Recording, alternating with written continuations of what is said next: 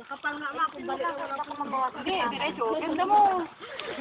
1 kilong longganisa daw yan. Yung longganisa yan. Basta isad-sad. Ang problema, ako ano mas makarating doon. Yun lang. Basta isasad-sad niya.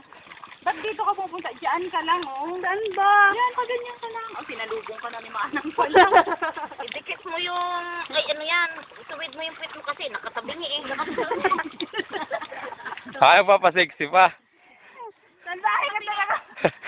Oh, layo na nga siya sa tabi na naman, eh, oh. Saan ba? Hindi mo siyang ididikit niyan sa katabi mo. Ayan.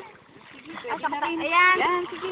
Eh, hindi naman pantay eh. Oh. Huwag mo na siyang pantayan. Basta idikit-dikit mo lang. Yan. Galing. Basta pagbutihin mo lang, Tina. So, Kasi pag nabawasan yung 500 mo, 1 kilo mo, wala ka nang iwi sa bitin. Oh, yan. Akong bata. practice na ba? Sige. Isang kilong makornik yan. Bihira. Yan. Gusto magbibigay lang naman kayo sa usahan. Sa Batangas, hindi ako pinagtanim ng tatay ko ng ganito. Sa Batangas yun. Sa Batangas yun. Oo, yan. Sa Batangas nga naman yon. Ang pera pinaghihirapan talaga. Lamia ka, Arnold! Ba't si Arnold? Di ka naman, akong may ano yan. Di Alam ko lang! Hindi na kayo dumaan dito.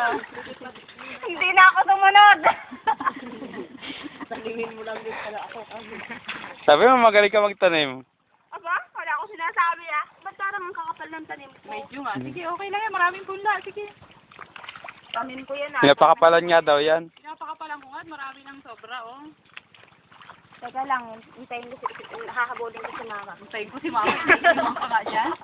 Habulin niya rin ako. Yan, tama yan. Kulungin mo para, ano. Naku po. Wala. Pang 1/4 lang yata. Ikaw mo lang kumisa. Ala, naiwan na ako. Sige, mga